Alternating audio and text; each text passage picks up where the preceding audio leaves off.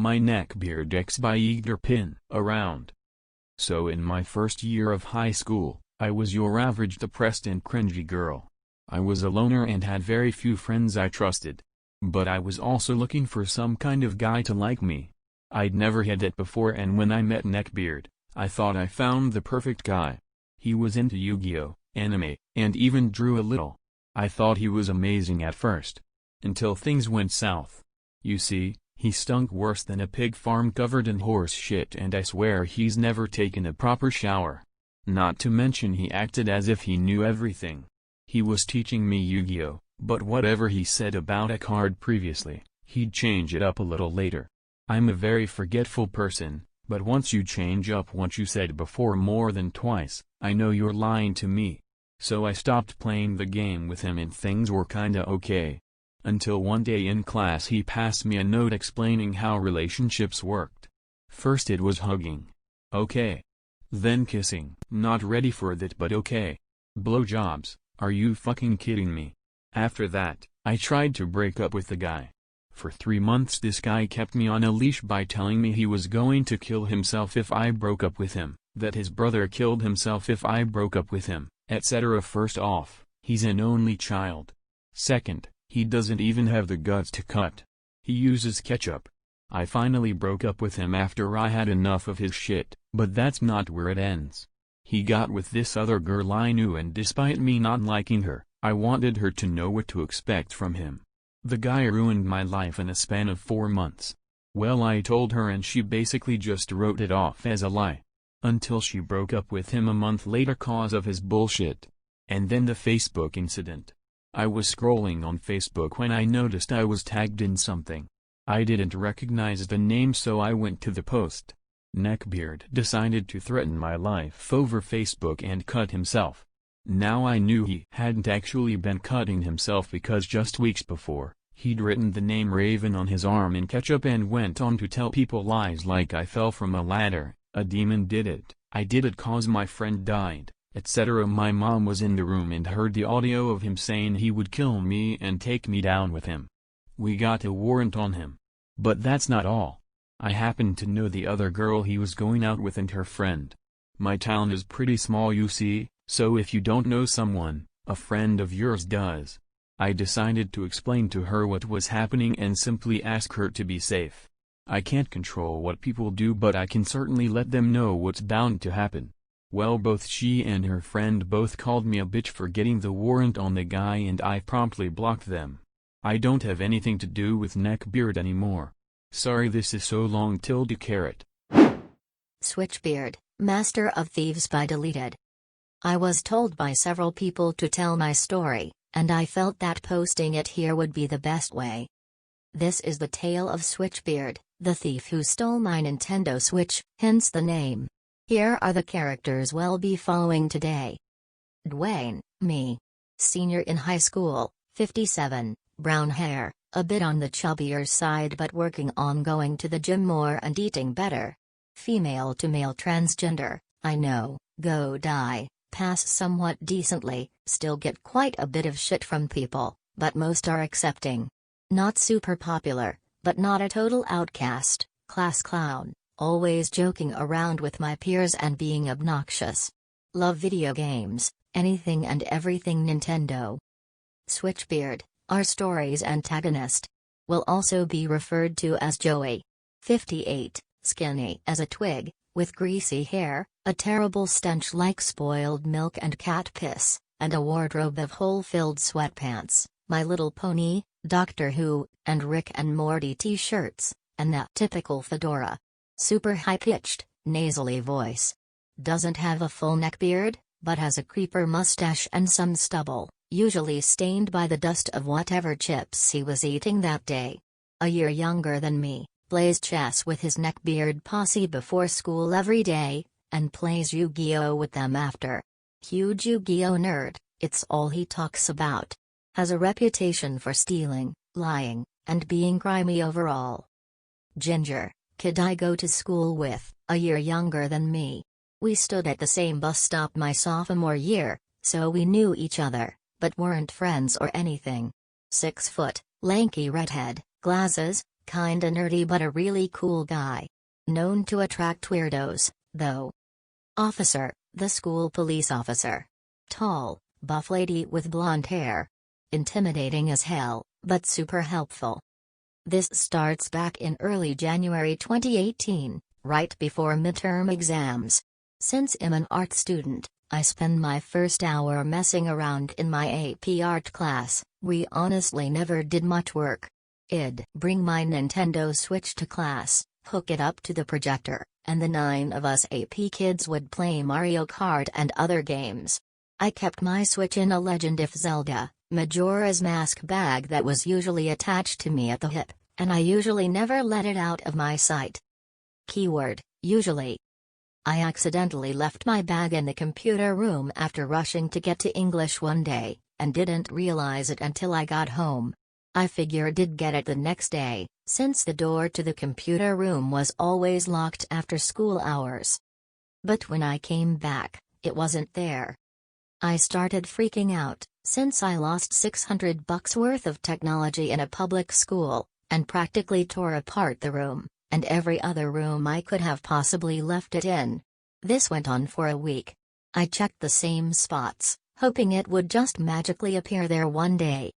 Enter Switchbeard, in typical neckbeard fashion, trying pathetically to flirt. I guess he was in the classroom I was looking for it in at the time. "Excuse me, miss, are you looking for something?" I'm usually not triggered when people call me mum or miss. It happens sometimes, and I have pretty thick skin when it comes to it. But the way he in particular said it made my skin crawl. I already didn't like him. He was the brother of a girl I used to be friends with, cut her off for her feminazi legbeard tendencies. Guess that runs in the family, so I was short with him. "Yeah, Joey. I am. Have you seen a black bag around here?" Now that I think back, I realize he looked around all nervous when I asked him. He shook his head, then stood a little closer to me. I could smell Cool Ranch Doritos on his breath, and Axe body spray on his dubiously stained TARDIS shirt. I'm afraid I haven't. My apologies. If I see it though, I'll definitely call or text, if the nice lady is willing to give me her number. I literally couldn't stand to be around the kid anymore. So I decided to give up the search for the day. "No thanks, Joey. See you around." Unfortunately. Farewell. He called me by my old name and by nothing else, by the way. Grey day asshole. The search went into February, with Switchbeard constantly bothering me about it whenever he saw me in the halls. And since I had no luck after a month of looking, I decided to talk to Officer about it. After scolding me for taking so long to come to her, Officer had me write a description of the bag and its contents, file a formal report, normal policey stuff, yada yada yada. Soon, though, she told me that the security footage of the computer room the day I lost the bag was recorded over, and there was a really low chance I would find it. I'd have to buy a new Switch and buy all the games over again. I was heartbroken, but understood, and kissed any chance of getting my Switch back goodbye. Until about 4 weeks later. I hadn't talked to Ginger since I got my license and didn't have to ride the bus, so when he randomly came up to me, I was a little confused. "Dwayne, I know who has your Switch." I had to have him repeat himself, because it honestly sounded too good to be true. "I'm fucking serious, I know who has it. It's Switchbeard."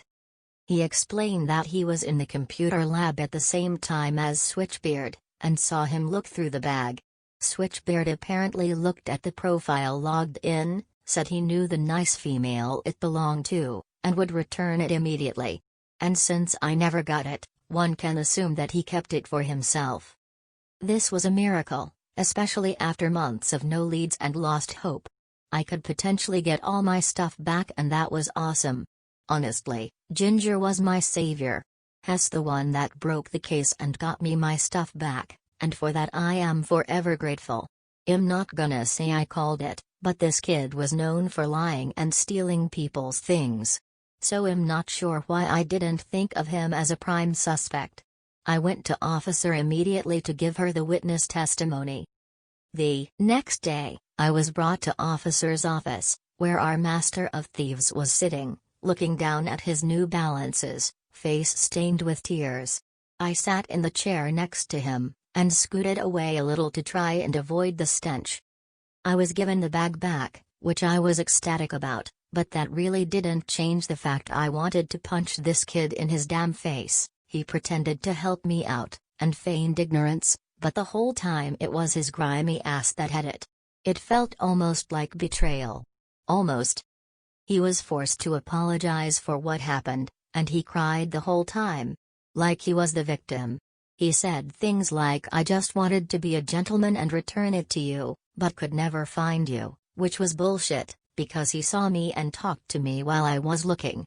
The meeting finished, he gave a weak apology where he tried to make me out as some damsel in distress that needed saving by a nice, fedora-wearing, Rick and Morty intellectual type like himself. I decided not to ask for any money from him in the end, and I got my Switch back, mission complete. Except Switchbeard absolutely fucked it up. When I checked on it after the meeting, it was sticky and covered in what I can assume is Cheeto dust. One of the Joy-Cons doesn't click into the console anymore, and everything was deleted. Everything. All of my games were gone, and my account was logged out. The Switch was factory reset, as if to try and get rid of any evidence that he was playing my games. Thank God I linked my Nintendo account, so I was able to get the games themselves back, but all my progress was now gone.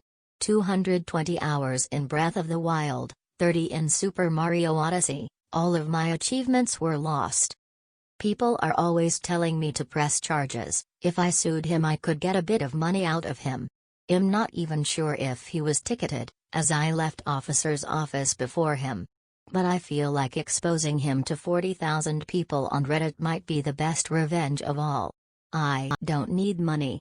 Just the satisfaction of knowing this kid is now seen as the liar and thief he truly is worth it. I'm a nice guy, I swear, the creepy guy said. By deleted. I enjoy this sub, here's my contribution. Sorry for lazy grammar, I'm on my phone. This story took place a few years ago. My sister was 15 at the time. It all started when my sister and I drove to the mall to exchange some computer games she had gotten for her birthday.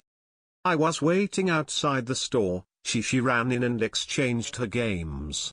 When she came back, she had a grossed out expression on her face. The clerk hit on me and he was like, totally old and gross, she told me.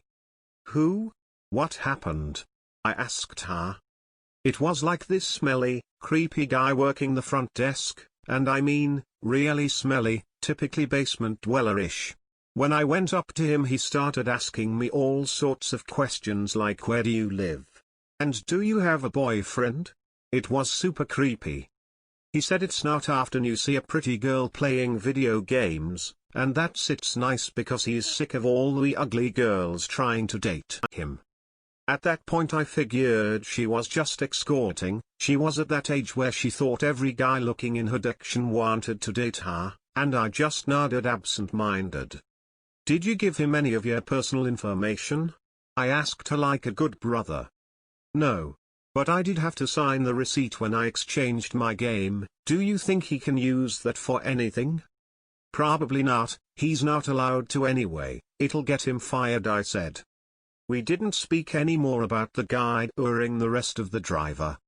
Later that day, my sis sent me a message going, OMFG, I think that creeper dude from the store just added me an FB. RLY? I'm not sure, it's some cover profile. But who else could it be? She sent me a link to the profile, and just like she said, it was a cover profile. The name of it was some anime character name, the profile picture likewise.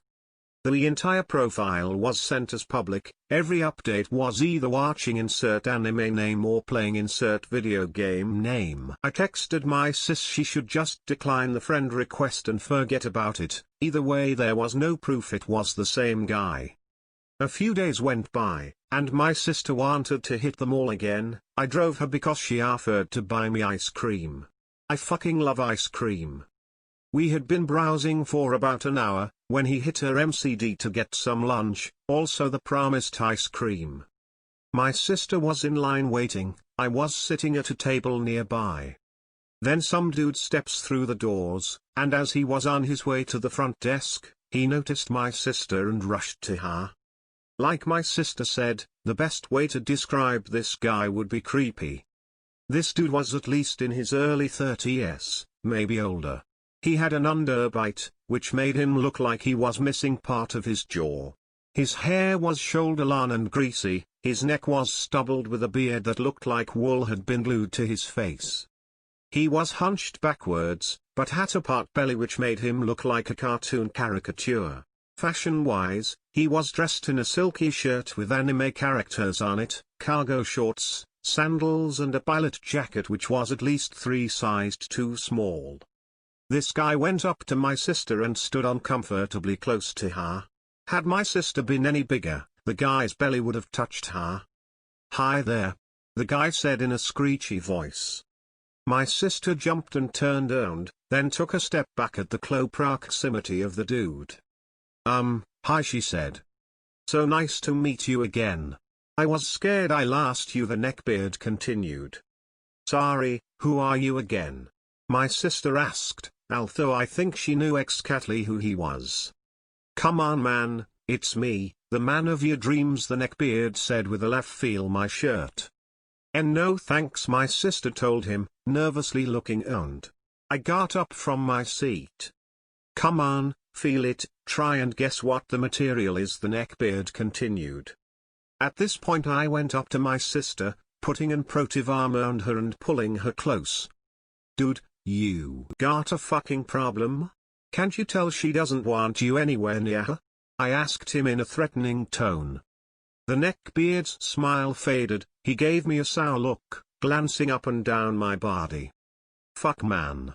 I should have guessed, pretty girls always goes for the assholes types," he said in a bitter tone to no one in particular. "Ew, he's not my BF, he's my brother," my sister said, almost automatically. "Oh, does that mean you're up for a date then?" the neckbeard asked her, his smile back on his face. My sis literally cried no as loud as humanly possible. "Why not? I'm a really nice guy," the neckbeard continued. "Dude, you're a fucking creep," I told him. "You leave my sister alone right now, or I'll kick your fucking ass to shreds, then call the police and make them kick your fucking ass to shreds, you goddamn pedophile." The neckbeard took a step back, gave my sister a look like she was supposed to intervene and tell me to stop, then threw his hands in the air when she didn't. "Whatever, I was lying anyway, your sister is a fucking ugly slut anyway," he said. He stomped to the counter, ordering 3 large meals and a double amount of soda at the confused clerk, who had been watching the episode in dead silence. He then stomped off to the other corner of the room, where he sat down with a frown on his face, shooting glares in my sister's direction. At that point we got our shit and went out of the store. My sister went to sit in my car as I went straight to the game store and complained about this guy.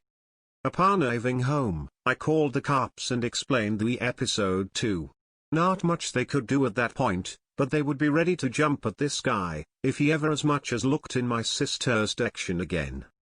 A few days later, my sister received an official apology from the store with a gift card attached. The following weeks, I went with her whenever she went to the mall, but we never saw the neckbeard dude again. The Time I Dated a Neckbeard Mama's Boy by LittlestGhoul. Hello Reddit. This is the first time I'm posting on here, so be patient with me. I was inspired by Tim Tam Tam on YouTube to jot down my story here for you all to laugh with me. This is the story of the time I dated a neckbeard/mama's boy. Yeah, it's gonna get interesting. Let me introduce the characters. Me, LittlestGhoul/LG. Neckbeard, Gravedigger/GD. Neckbeard's mother, Nancy. I met Gravedigger back in November on Tinder. Obviously we matched right away. Now, I'm not the prettiest ghoul in the world, so I try not to pass judgment on less attractive people. Gravedigger wasn't your typical neckbeard. Yeah, He had a bit of a belly but he was mostly healthy. He showered every day and used deodorant. The only reason he's classified as a neckbeard is because he has a patchy beard on his lower jaw and neck. He wore a fedora to our first date. He also likes the same things your typical neckbeard would like. But besides all that, GD seemed like a lovely man. This story takes place in January after I formally met his mom and stepdad. We went out for the afternoon for a date, going for coffee and seeing the ice sculptures. It was winter in Canada so we tried to stay inside as much as we could. His mom had invited me over for dinner since the first time I met her was over the holidays, and she never got to sit down with me one-on-one. Nancy was sweet to me the entire dinner. She seemed to approve of me. I was weird because I'm an alternative girl with tattoos and facial piercings, and, at the time, bright green hair. Whereas she was very conservative. She didn't believe in sex before marriage. She had pictures of Jesus all around her house and her kids were plain looking against their will. His sister wanted to dye her hair a funky color but Nancy refused to allow it. His sister is an adult. Nancy asked me typical questions when you're trying to get to know your child's boyfriend/girlfriend. Did you enjoy the holidays? What did you do? Did you see family? Do you have siblings/nieces/nephews? Do you go to work or school? It was all fine and dandy until she asked me what I did for work. Now, I'm open with people about where I work and what I do. But for a very good reason, this was off-putting for me. See, I work in an adult novelty store. We also do events and demonstrations at alternative bars and clubs. The store is geared more towards alternative lifestyles instead of your run-of-the-mill toys and accessories. But I sucked it up and told her the truth. I didn't want to lie to her but I also didn't want to tell her the whole truth. I told her I worked at an alternative lifestyle store where we sold everything you'd need for a scene. She was shocked into silence. GD's sister was curious to learn more about my job and if I took it seriously. I obviously told her I did. You have to when it comes to things like this. It's all fun and games until someone gets non-consensually hurt. Now, let me preface something before going ahead in this story. GD was a virgin. He was pushing 30 and has never messed around with someone before. He's never even kissed a girl before me. But he was one ready boy. He had things he was into and wanted to try with me, but I told him to educate himself on those things before we tried them. So, in short, Gravedigger was one kinky virgin. Now, I'm not saying being a virgin is bad. I personally don't believe in virginity but each to their own. Now back to the story. Not long after that I went home.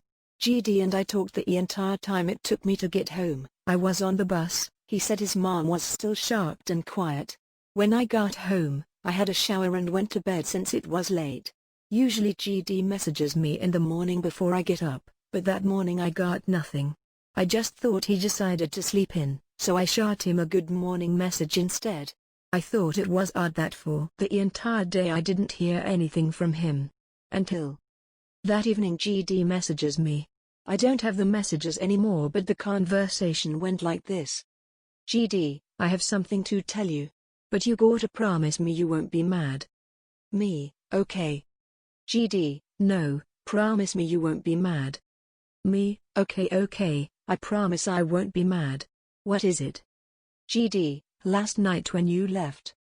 GD, my mom had more questions about you.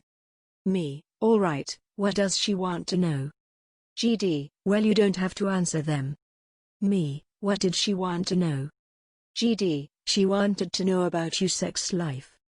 GD, like she asked how many partners you've had, if it's only been guys or if you've been with girls too.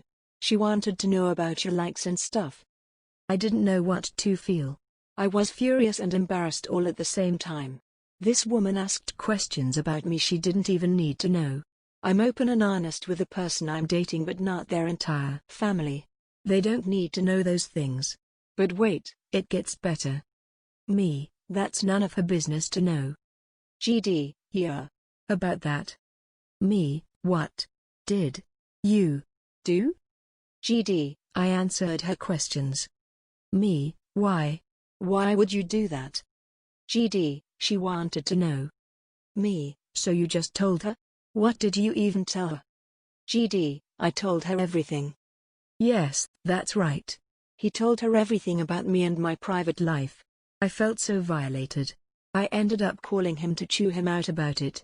I guess his mom was there when I was doing that and she took the phone away from him. She was downright cruel to me. She called me everything from a slut and whore to a degenerate. She said I'd poison her son into having sex before marriage, and get him into that lifestyle. I practically begged GD to stand up to his mother, but he was quiet as his mom was tearing into me. GD said his mom had the right to know those things about me, but I'm guessing deep down, he knows she doesn't, since he asked me not to be mad at him when he told me. Gravedigger even sided with his mom. He said he wasn't into the same things I was into until he met me. I told him where to find his balls in his mother's purse and plant them. Let's just say, that was the end of that relationship. I'm sorry for the long story, but there was a lot. I hope you all enjoyed. Maybe I'll write about the actual neckbeard I dated after GD. I just don't seem to learn. Cornered at a bus stop by peachyxxkane. I guess I should establish some background information first. Large neckbeard, we'll call him Lane for short. At least 62, very heavy set, smelly, dreads, though he doesn't smell because of the dreads, always wore the same red jacket every day and I bet he didn't wash it. Me, skinny, 19 at the time but looked roughly 16 or so, I'd been told, 53, not really neckbeard bait? At least I don't think so. So this all starts out at almost 7 a.m. at a metro bus stop. I'm petrified of driving, so my mom and I decided that it would be fine for me to take the bus to campus. It worked out perfectly fine, for the first semester. Lane was someone who sort of seemed like the kid who was friends with everyone, but that's only because he constantly talked. I was familiar with seeing him. That day for some reason it was just the two of us and a few other people scattered around the stop. It's a park ride, so it was quite roomy. Plenty of space for everyone to have their own little area. So you could see why I would get a little creepy out when he parked his ass right next to me. The first thing I noted was his smell. He smelled like poo, mothballs, and cat piss. I looked up to see him already staring at me, another point in the creep column. I gave him an awkward smile and looked away, though he immediately started talking as soon as we made eye contact. "Do you like anime?" he blurted out. I was wearing a Sailor Moon shirt. I'd only seen a few episodes and didn't really like it, but the aesthetic was nice, which had been the reason I bought it. I'm not really an anime person. No. I replied, hoping that would be the end of it. Unfortunately not. He launched into this long speech that seemed unending. God, his breath even smelled too, about how he made anime AMVs and posted them on Instagram. I had been, rather rudely I can admit, scrolling through Instagram on my phone, and his huge ham hand suddenly reached over and grabbed my phone from my hand. "You should follow me." Despite my protest, he made me follow him, then handed me back my phone. He then asks how old I was. When I tell him I'm 19, he says, "Oh. I thought you were itty bitty." Gag. Thankfully after that the bus arrived. I got on and sat in a corner seat, putting my bag in the one next to it. So what does he do? Sit directly across from me. He doesn't talk on the 10-minute ride to campus, no. He proceeds to DM me, "You're really beautiful, you know that?" and likes as many of my pictures on Instagram as possible. And he gets almost halfway through. Take note that yes, I am an aesthetic hoe, meaning at the time I had roughly 150 plus pictures. Finally we get to school. It's roughly 7:30ish and my class doesn't start for another hour and a half, but I don't want to spend that time with him. "I have to get to class," I said as I noticed him following me.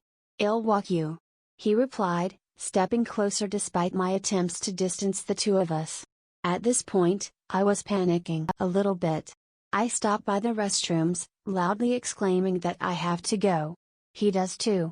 Of course. I step in and wait until he goes in as well before booking it across campus to hide in a corner.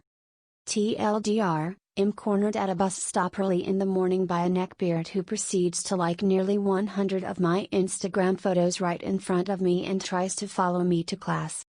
I have other stories about him, though the interactions are shorter since I always made sure to be around the friends that I might post, since this went on for pretty much an entire semester. Jealous beard. The anime guru Niceguy Neckbeard. By ozzmosiz. Mentioned about this guy in comments, well might just tell a story about him. Sorry for errors, not a native speaker, and from phone combo, so expect a lot of mistakes. The cast. ozzmosiz, me, was 23 years old, 6 feet 3 inches, thin a slender man. Mom says that I'm cute. Occasionally enjoy anime, but did not see a lot of titles. Love JRPG, I'm a vido that likes grinding, yeah. Tiger, cute, short 5 feet 3 inches thin girl, called like that, because I met her at anime festival dressed as a Suka tiger from Toradora, does cosplay, loves anime, a deputy leader of local anime enthusiasts club. Really kind and jolie person. Was my GF during most part of story. Squall, a Chad of anime club. Calm, and somewhat Paladin protector-like. Called like that because looks a lot like Squall Lionheart from FF8, why it's so hated. I love that one. Mom-chan, a leader of anime club, 26 I guess? A cosplayer, tall, attractive woman, somehow she managed to be both like a mom to guys, and still behave childish.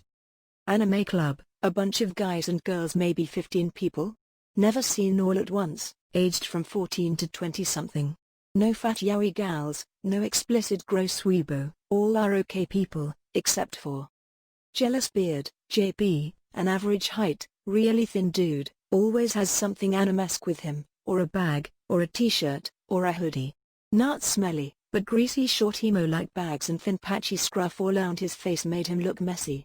A typical nice guy, self-proclaimed anime guru, loves to draw hentai, bad drawing skills though, and always thinks that his opinion required everywhere. Why I call him Jealous-beard, on that later. So I met Tiger at Anime Con, went there to get some merch, munchicken, and say people cosplay. And saw a girl cosplaying Tiger. Toradora was the only romantic anime I saw, but I did enjoyed it, and asked to make pic with her. I did not ask her out, but later in comments to pictures from Fest I made a couple of jokes. She made a couple, thanked me for not being creep while taking pics. We talked so much in comments, that she added me. We have our Facebook analog here, and we talked more, and a week later she invited me to hand out. That was the day of her anime group gathering. So I met her, and she brought me to a cafe where they often gathered. Introduced me to the guys and gals, and then to our neckbeard of the story. When he shaked my hand I could feel hatred already, and a somewhat angry grin. You know why? I did not get it too at first. Guy sees me for the first time. But then I followed where he was looking. Tiger was holding my hand. It sure now feels awkward. So we sat down. It was a lawn table, with a corner sofa on one lawn and short side and chairs on the other two. I was sitting next to Tiger on the shorter part of the sofa. I guess it was an extra penny or two to the piggy bank of his jealousy. Because I'm pretty sure that the way he was looking at me was definitely GTFO dude. We started to chat, and every time answer about my tastes was run, according to the JB. Me, I like FF8. Characters are cool there, even though more grounded. JB, 8 is the worst, and the main char is ugly and selfish piece of ass. It followed by Squall's look da fuck dude? Me nah, I'm reading Romance of Three Kingdoms, because I played Dynasty Warriors. In my language, name is similar to other low-key popular fantasy series. JB, bad taste, hate pop fantasy, with awful writing. Me, dude, it's like ancient classical Chinese novel. And when I briefly mentioned that I didn't see Neon Genesis Evangelion, I was claimed Narutard, that does not know a shit. And I should go back to watching Avatar. People tried to put some sense in him. But he was like on a run spree every time I spoke. Me and Tiger were really annoyed by this. Other were somewhat annoyed too, but we felt more of a small group conversation so hate dial went down. Not full on. We were sitting already for 2 to 3 or so hours, ate a pizza, drank a lot of coffee, and all guys became lazy, just looking in our phones, showing each other something. And Tiger felt comfortable and me, enough to get a bit touchy, nothing serious, just lying her head on my shoulder, tickling and stuff.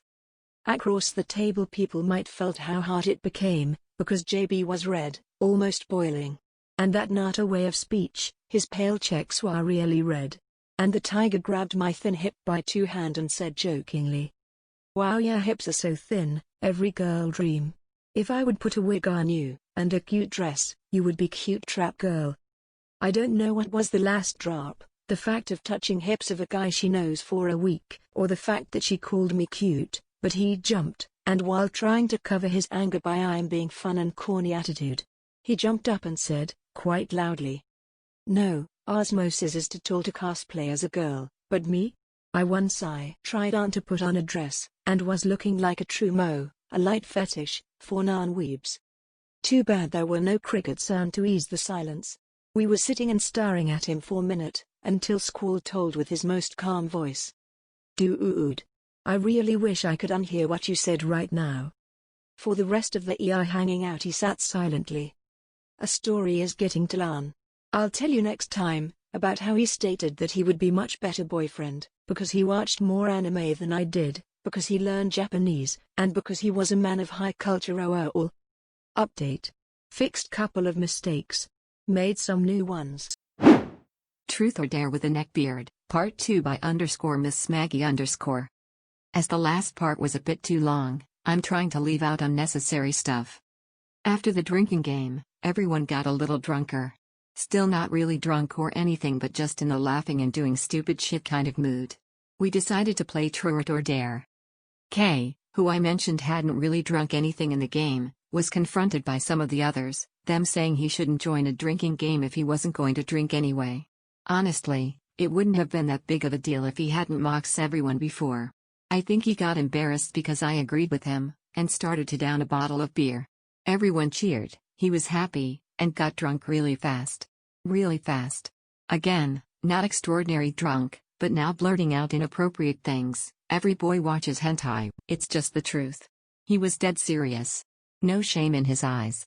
He also started to get touchy, patting my hair and taking my hand to look at my bracelet, coming way too near when showing me something on his phone. At one point he tried to put his fedora on me. I guess he thought it would be cute. Under his hat was the most greasy hair I had ever seen. Seriously, I was grossed out, and by look he was too. I did not want that grease-covered hat on my head, so I just took it and put it back on his head. He stared at my boobs very openly. Kay would always ask inappropriate questions, and his answers were too.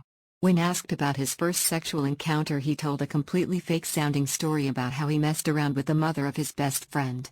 He got really excited when telling it and kept glancing at me. I was sitting across him now, then he looked at me and asked me about mine, or if I was still saving myself for that special someone. He winked at me. It wasn't my turn, so I ignored him. He and I were secretly texting each other. I told him that I was weirded out by Kay and he agreed. I then had to go to the toilet, and when I came back, Kay was sitting next to me again. Now, I was kind of done with him, so I just sat where he was before and pretended nothing happened. He kept glancing at me and nodding in Kay's direction and at his phone. I opened my phone. Apparently Kay had tried to talk everyone into daring us to kiss each other. He tried to convince the others that it was lame, but the others found it funny. Yeah. So of course, I got dared to be with him in a dark room for 5 minutes. Very mature games, I know. That didn't sound too horrible, so I shrugged and agreed. We were in a bedroom, there was enough space to not touch each other, but Kay thought it was a good time to shoot his shot. Kay, would you kiss me? Sorry, I don't even know you. Kay, well, we could get to know each other. I did not respond. After a few seconds of awkward silence, he took out his phone. I was glad to not be in complete darkness anymore. He showed me a picture of an anime girl with red hair and big boobs. AMD said that I reminded him of her. He was breathing really heavily, which made the situation even more gross. I told him I looked nothing like her. He looked at me. Kay, you don't have as nice boobs, but you have a great sweet ass. I was mortified. He seemed to realize that he really creeped me out this time. Kay, but I'm not a man who likes women for their bodies. I like them because of their smile, their eyes, their intelligence. Me, okay, that was still a weird thing to say. And again, he drops on his knees. Kay, I'm so sorry. Can you forgive me? I didn't want to make the situation more awkward than it already was, so I just brushed it off and said yes.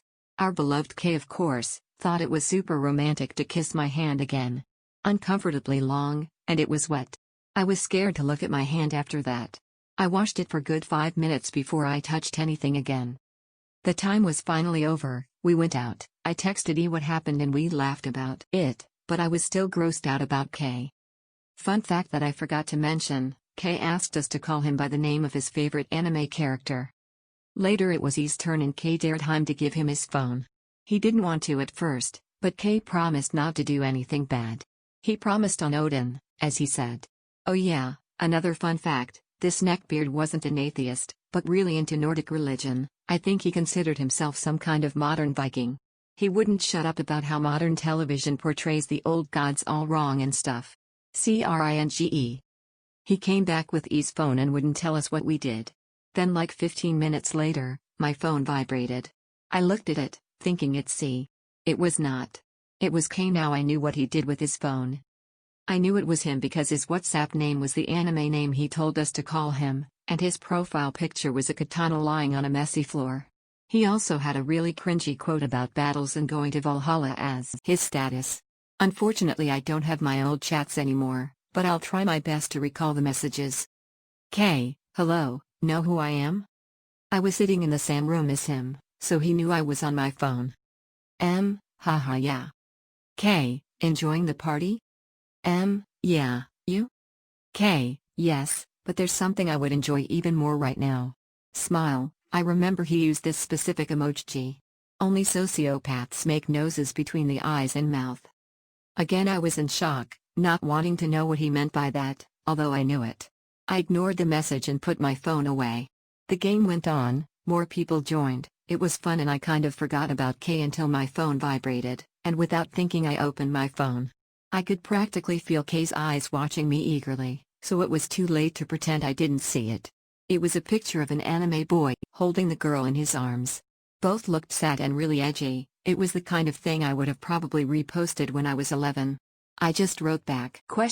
He took a while to respond, although I could see him typing furiously on his phone. Then I got the text. The words are pretty much burned in my mind, sadly. Dear, when I came to this party I never thought I would meet a girl like you. I fear that I'm falling for you, and when I fall hard. I pray to Freya. I think she's supposed to be the god of love and marriage. Sweet. That text was just too much. I packed my phone away, and excused myself. I went in the other room to a bunch of people chilling on the couch and joined their conversation. I also texted E about it and sent him screenshots from his texts. Then I got another one. I consider myself a very smart and picky person, so you can be proud that I chose you. Then, to lighten up, his text. I vomited a lit bit. And sure as hell not from the alcohol. The rest of the party was honestly me ignoring K and him following me, like joining the conversations and games I was in. When I went to the bathroom, he followed me into the floor. K, are you not gonna reply? M, I'm sorry but I don't feel that way about you. Weird to tell someone you met a few hours ago. I then quickly went to the bathroom. TBH, I was kind of scared of him waiting outside, but I texted E and he said he was with them looking really gloomy. After that he didn't text me or spoke to me, but after E and I were picked up by his mom, it was a sleepover, but I think you all understand why I didn't want to sleep there. I got another message.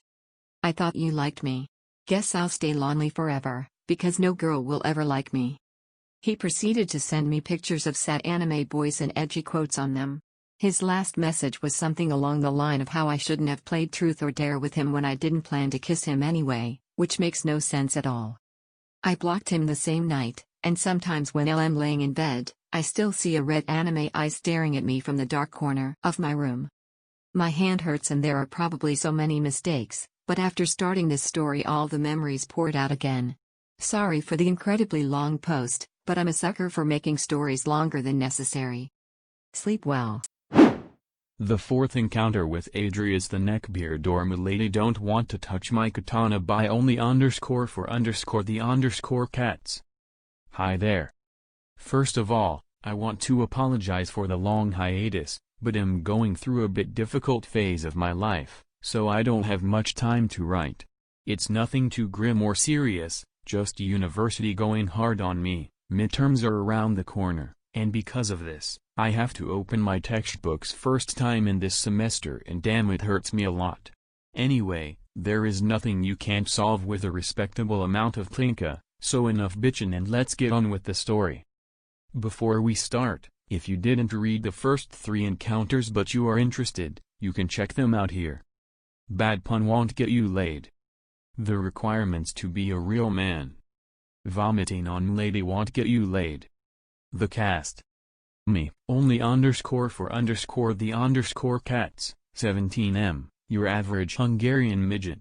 Ima 169 centimeters, 56, short guy with glasses and shit. I was into anime and all these weeb stuff back in the days, but nothing too serious, it was just a hobby or phase for me.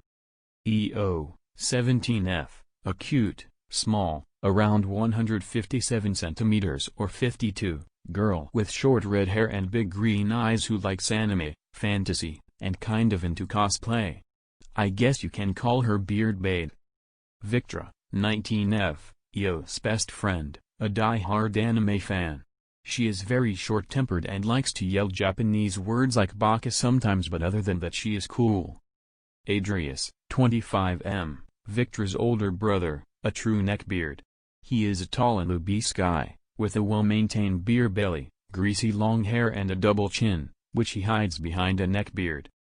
Severo, 17M, our friend, who kinda looks like a neckbeard.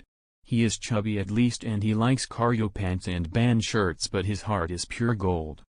Evie, F, an anime fangirl, we met at the con. She has a really pretty face which is kinda innocent looking.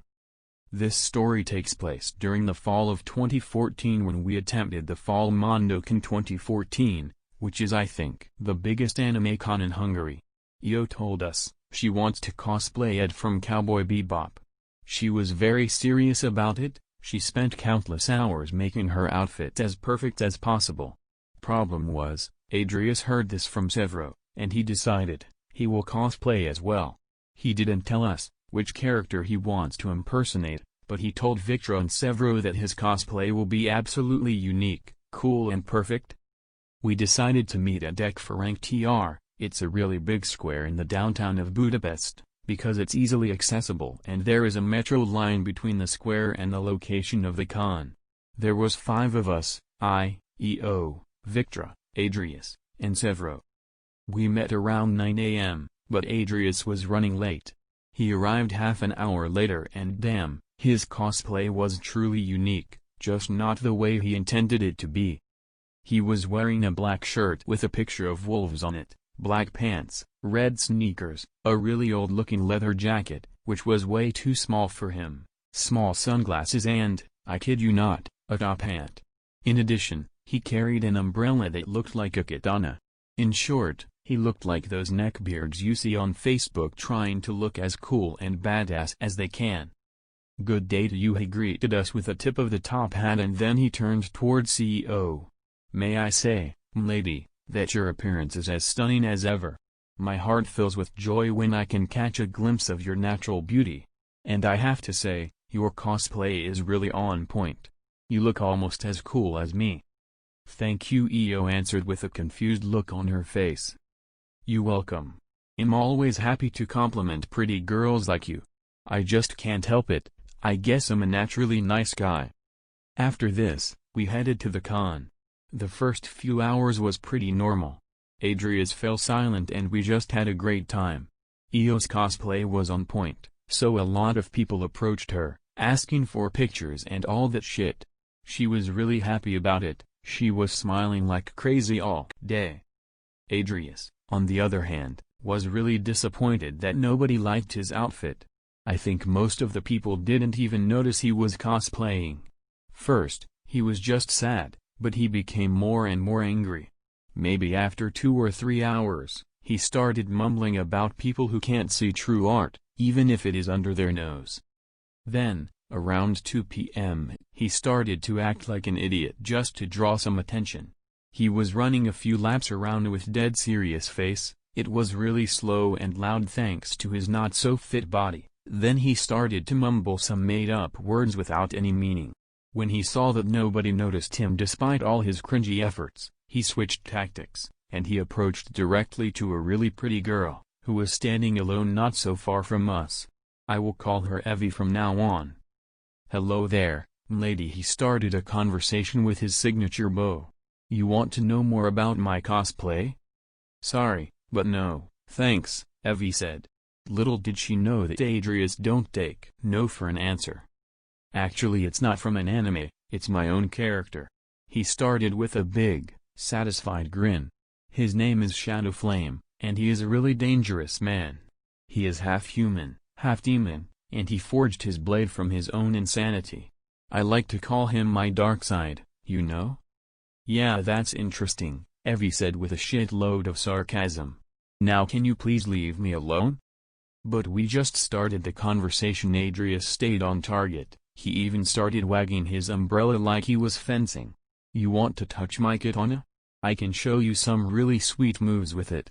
You know, Shadowflame, like myself, is a really skilled and trained warrior. Evie just looked at him with a confused look on her face for like 2 to 3 seconds, then shook her head. I think you need some help. Seriously, she said, then without any more words she walked away. Needless to say, Adrius was really quiet for the rest of the con, and he left maybe 40 minutes after this incident. TL, Dr. Neckbeard goes to anime con cosplaying his own character, tries to convince m'lady to touch his umbrella which looks like a katana, but he fails. Former coworker, but hopefully he's gotten better. I really hope. By IAmNeeeeewwww. I've been reading some of these stories and this one doesn't have as much cringe. Still, I feel this is worth telling. By the way, it goes without saying that some details have been altered to protect privacy. Rewind about 5 years when I first moved to Seoul, South Korea. I had just graduated from college and I was looking for somewhere to go and something to do while working on some semblance of a 5-year plan. Overall, I fucking lived living overseas, more so in East Asia. And after a decent paying internship, I end up teaching English at Private Learning Center for Adults, or Hagwon in Korean. Now, just to preface, TESOL in Korea was a cesspool of some of the worst personalities 5 years ago. Some were pretty cool, but shit, most of the people fucking sucked. You get the borderline alcoholic perpetual complainers. You get the obliviously racist weeaboo types. You get the neckbeards/legbeards who think East Asia is a discount market for potential life partners. And the neckbeard I have for you is an unfortunate mix of all three. Anyhow, I end up meeting said neckbeard while working my teaching job. To avoid confusion, let's refer to said neckbeard as Drew. By all appearances, he seemed alright and nothing seemed out of the ordinary aside from being morbidly obese and having a douchey goatee. Still, we had a lot of awesome conversations about film and television in between discussions about music. Of course, there were some early warning signs looking back in hindsight. Things like using every word short of normie to describe some of my favorite shit like pop punk and longboarding. Things like being a raging, pseudo-intellectual, militant atheist because of the God delusion. Things like loosely throwing out buzzwords such as real men and real women. Regardless, as I always do, I gave him the benefit of the doubt and tried to get to know him and invite him out. Now here's where the story in particular really begins. Apologies for the long build-up. One Halloween night, we had a party for the staff, and any students who wanted to attend, at a pub right down the street from the office. Come to think of it, we were tacitly encouraged to invite students in order to keep enrollment up. While I avoided inviting female students, Drew invited all of his female students, particularly the young ones. Now any young male, I was 22, Drew was 25, with half a brain would avoid inviting young female students to any situation involving alcohol, and Drew either looked completely oblivious or low-key creepy. As I said before, I try to give anyone new the benefit of the doubt and elect to go with the less cynical option, i.e. completely oblivious. Moving on. The night was pretty exciting and I got to know the students on a more personal level in that I learned more about Korean university life and a little bit more of my parents' culture.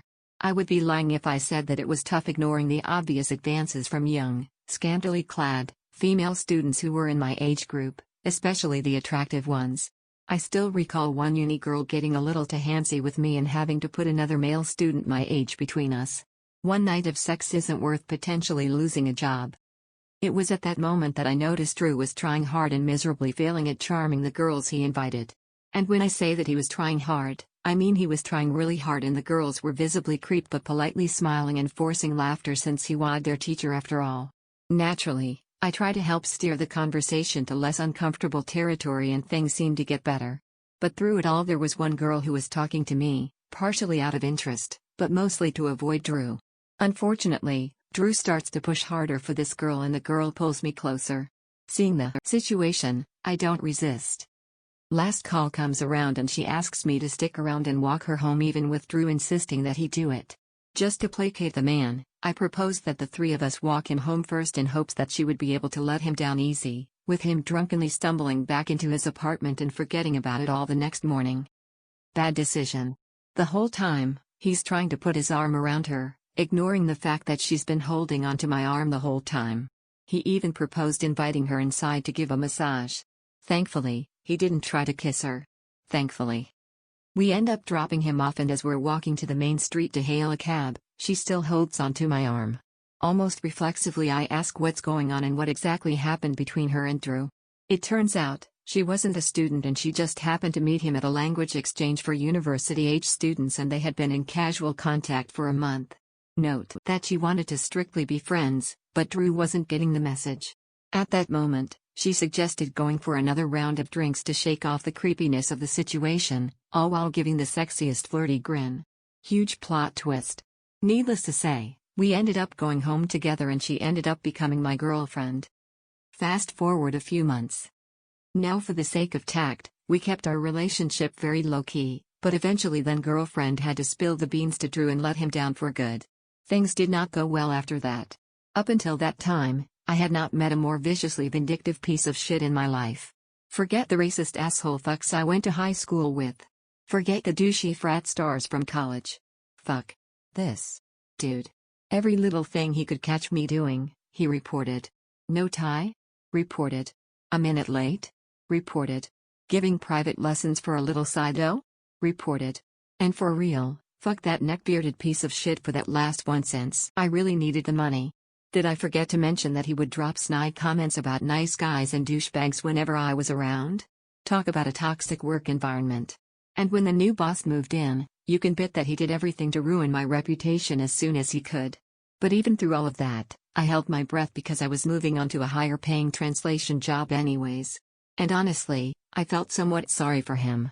Being morbidly obese is already a deal breaker and lacking social skills pretty much destroys your chances. But even then, fuck that dude.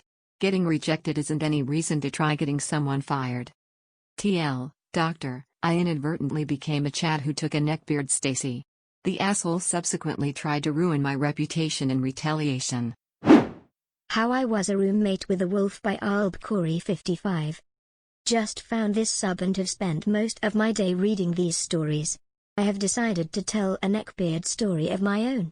I could write about one of my younger brothers, but instead I will be writing about a roommate that I had for about 2 months living in the dorms. Also, I'm writing this on my cell phone, at midnight, after having a few beers. There might be mistakes. Don't let your inner neckbeard come out and correct me because I probably won't change anything. AlbCorey55, 20 going on 21, who just graduated community college.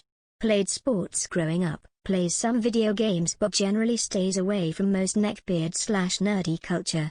Excited to move away from the fam, live in a dorm and make new friends. Just likes to hang out with friends and be social. Wolf, neckbeard without the beard on his neck. I heard it's not about the beard on your neck but the beard in our heart. Enjoys all nerdy-based stuff, MTG, WoW, anime, etc. Has very few friends. Trench coat and fedora on the daily. After I was accepted into my university I was able to request the dorm floor and took a small match survey in order to find a good roommate for myself. How they thought I could be a good roommate for Wolf is beyond me. I was sent an email giving me all the information I would need to contact my potential roommate, name, email address, and strangely no phone number. I find Wolf on Facebook, but since I had never seen a picture of this guy and the only profile I found with the name Wolf McWolfyface had a picture of a wolf howling at the moon, I did not request to be his friend for fear it actually was him. I sent Wolf an email about how I was going to be his roommate and how I hoped we could use the few weeks before we were to move into email, text, or call each other in order to learn about each other. A few days later he responded saying that would be a good idea and he added me on FB. Fuck, the wolf picture was him. I sent him an email back asking some basic questions. What do you want to study? Do you have a GF? Do you have a cell phone? Basic questions. I didn't get a response till over a week later, which frustrated me. He said he wants to work on robots, no GF, and his cell phone was broken. Eventually I sent him a long list of questions since it seemed like he might have just been busy over the summer. These questions were pretty basic: favorite music, what time he likes to go to sleep, if he likes to drink or party, and some more random questions like what his favorite animal is, favorite color. Again, he replied over a week later apologizing because his douchebag further grounded him. Bro, you're about to leave for college and you still get grounded, and took away his internet privileges except for once a week usage for school. This was almost 5 years ago and try as I might, I could not find the emails to try and remember every question, but I do remember the best answers. Favorite music, death metal, industrial metal, Norwegian Satanist metal, and techno. He hates pop, rap, hip-hop and pretty much anything mainstream. I don't mind metal music, but the dude should probably venture out. Favorite color, red and black, bro. Favorite animal, wolf, who would have thunk it? Do you like to drink and or party? No, at least I know I can be away from him. What do you do for fun? MTG, video games, music, be with his small, very small circle of friends, more like a triangle of friends. Now most of this is pretty harmless, dude is just an oddball, nothing too sketchy. Just wait. What time do you like to go to bed by? Usually I'll go to bed around 10 or 11, okay great, me too, unless there's a full moon. Then I won't sleep that night, just fuck me up fam. As soon as I read that answer I knew I would not be living with Wolf. I tried to get out of it as quick as I could, but the university had a policy that you can't switch roommates until after 3 weeks into the quarter. Well, that's all I got for now. If this stories gets some views, or no views, I'll put up some more stories about living with Wolf and living with him. Neckbeard in a Christian school by deleted. I made this throwaway account to share my story. A little background: I was 13 years old and my parents enrolled me in my town's local Christian school. It was extremely small, and all of the kids there had known each other since at least elementary school. I was an extremely passive kid, so I think that's what made me an easy target for bullying. Anyway, I made a friend who we'll call Trish. I didn't like being friends with Trish. She was loud, lied a lot, and punched me in the arm often. But since I was already labeled a loser in such a small group of kids, it was either be friends with her or sit alone everywhere. Once every week, we had to spend the first half of our mornings praising and worshiping Jesus. The praise band was made up of volunteers from the high school, and that is how I met the neckbeard who we'll call Larry. Trish was the one who waved him over and introduced us. Even though Larry was older, 17 to 18, I thought it was cool that we were friends with a senior. We quickly formed our little outcast group and hung out a lot after school. Larry was really condescending, but at the same time he had the "I'm a nice guy" attitude. If you argued with him over something, he always backed himself by saying, "I know this because my dad is a lawyer." He never spoke like a normal guy either, like instead of saying good he had to say something like, "impressively splendid." Life got tougher for all of us when Larry decided to wear a fedora, but hey, at the time I didn't really mind because I was just happy to have friends. One day, Larry started popping up everywhere to walk me places in school. It became so frequent that at some point, I pieced together that he had to be missing parts of his classes to do this, and also questioned why he knew my schedule so well. During worship, he would try to make eye contact with me for a long time while he was singing on the stage. It was so uncomfortable, and my peers had a field day with it. It was miserable. At some point, he started sending me messages into the wee hours about how sad his life was, how I made it better, tried to flirt, and sent winky faces and whatnot. Mind you, at 13, I haven't even held the guy's hand, and it was very, very strange and confusing to have your 18-year-old friend flirt with you like this. I stopped responding to Larry's messages and told Trisha about everything. For once she was genuine with me, and validated me on how uncomfortable this was. Apparently he had liked her at some point and she felt the same things that I did. We both made a pact to distance ourselves from him. One morning, Larry was waiting for me at the front entrance of the school. I was nervous as hell, but I managed to pull him aside to talk, and it went something like this. "Hey Larry, I know that you like me, but I don't feel that way about you. Can we please stay friends?" "What? Why not?" "Well, for starters, you're too old for me. But I can wait for you." No. That's really weird." "It's not weird. If God says we're meant to be together, then I really don't mind waiting for you." My face was red from embarrassment and anger. I told him he was a freaky stalker and to leave me alone. After that, he sent me a lot of messages saying that he was sorry, and when I didn't reply, he started calling me names and said I was toxic. I kept ignoring him, but he kept messaging me. He started blaming my parents for being bad examples to me, and it only got worse from there. One day, my dad came home from work mad as hell because Larry sent him a very detailed email letting him know what a bad father he was and that he has a lot to learn about friendship. I pretty much had to come clean to him about my situation, and after that, my parents made sure that Larry wasn't allowed to come near me. After middle school ended, Trisha enrolled in the public school to try and start over. I bursted out of my bubble and joined the volleyball team, and wound up being really good at it, and made friends. As for Larry, I have never seen or spoken to him since then. Recently though, he posted on my old teammates' wall something to the effect of, "Hey lol, did you get all of my PMs?" I'm trying to say hello lol. My curiosity got the better of me and I clicked on his profile. He looks very unhealthy, still wears the fedora, loves Rick Morty, and assembled our local Atheists United group. I pissed off a Trekkie by deleted. Can I say we live in a time where all sci-fi fandoms live in peace and harmony and coexist? That it's okay to love both Star Wars and Star Trek? So I am a casual Trekkie, saw all 12 movies and watched TOS, TNG, and Voyager, and went to a 50th anniversary celebration symphony. We were running late and I had to change out of my workout clothes, so I got a pair of jeans and picked a shirt at random to wear. On the way, I realized I was wearing a shirt that says, "I'm a leaf on the wind. Watch how I soar." For those who don't know, that's a famous quote from Firefly, a show which I'm a die-hard fan of. I got nervous because I was gonna be the only guy there wearing a shirt for another sci-fi fandom. Of course no one cared and some even asked me about Firefly and if it's a good show. I got social and had a good time. While I was heading to my seat, I ran into this kid who looked like the stereotypical fedora-tipping neckbeard. He went all out on their Star Trek cosplay. He had a Spark haircut, blue science officer uniform from the original series, Vulcaneers, and a phaser that also acts as a laser pointer. His physical appearance said he was about high school age, but as soon as he spoke and I heard the highest pitched voice I've ever heard on a guy with facial hair, had I just heard his voice I would have assumed he was a little kid. He comes up to me and asks me what's that?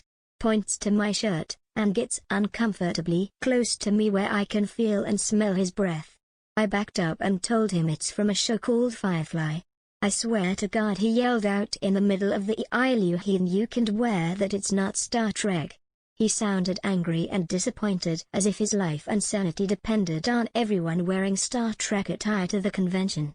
I decided to be an asshole and have some fun with him. I said this. "Well, maybe I aim to misbehave. Now, I'd like to get to my garum seat. So may the force be with you and stay shiny." The kid got so infuriated with what I said and literally stomped to his seat. I have never been so proud of myself for pissing off a kid. Poolshark Neckbeard hustles innocent bar patrons by Bruhntosaurus.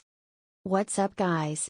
Long-time reader, first-time poster, apologies for bad formatting, etc.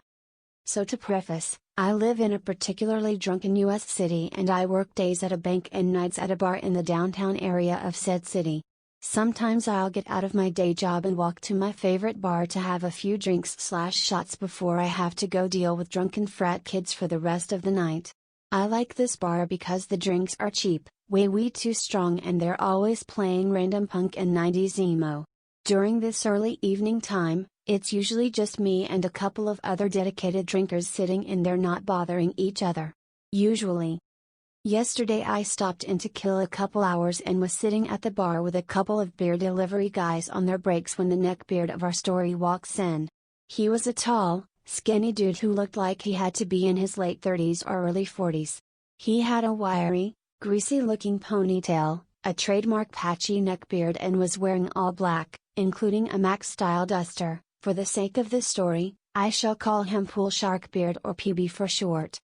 The first thing PB did upon entering the bar was walk right up to me, get uncomfortably close and ask, "Excuse me sir, do you play pool by any chance?"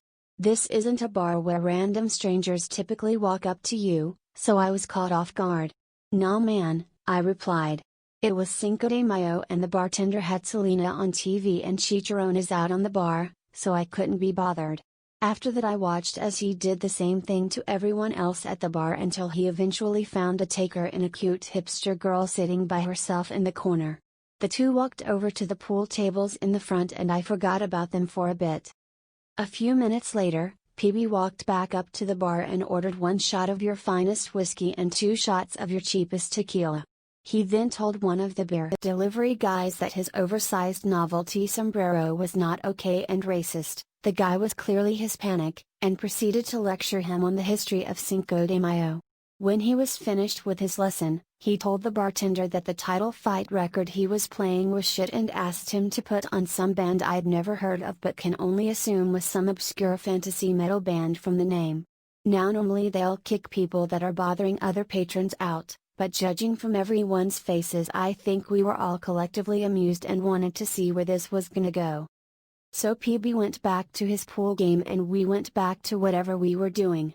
Soon I started hearing angry grunts and muttering coming from the tables, followed by things like "wow" and "of fucking course."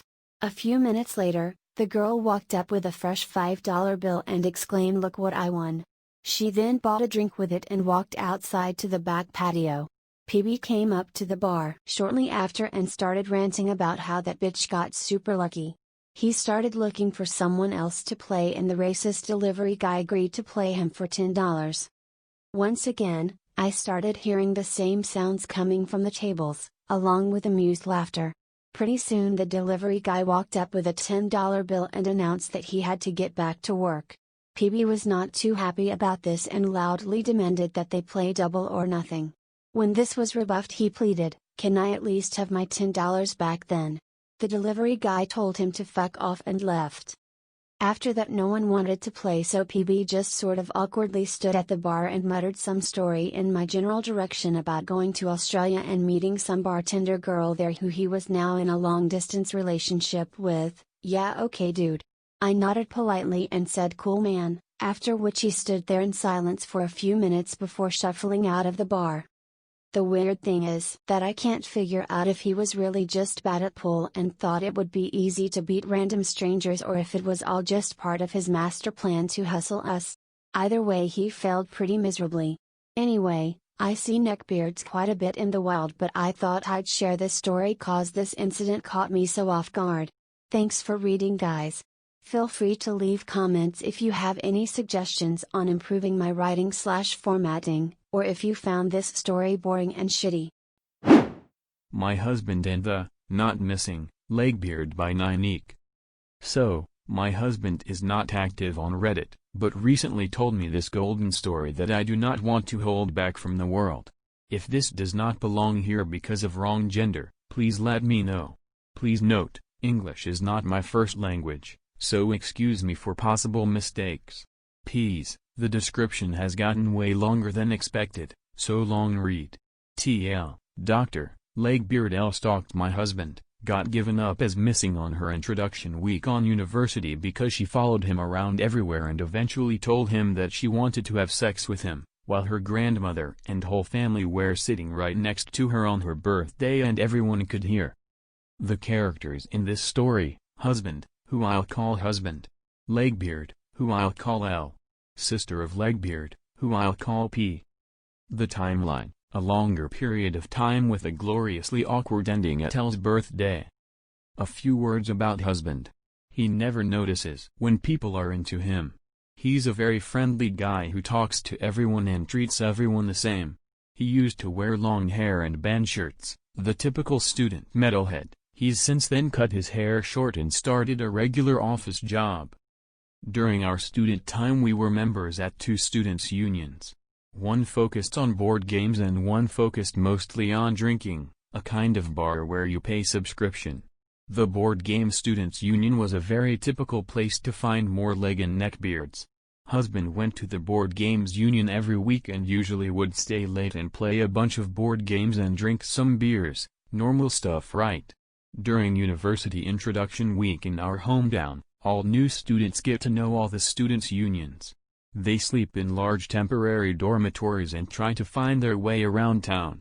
In 2008 Elle was a new student and was supposed to go to all the students' unions and find out more about our city, but that did not happen.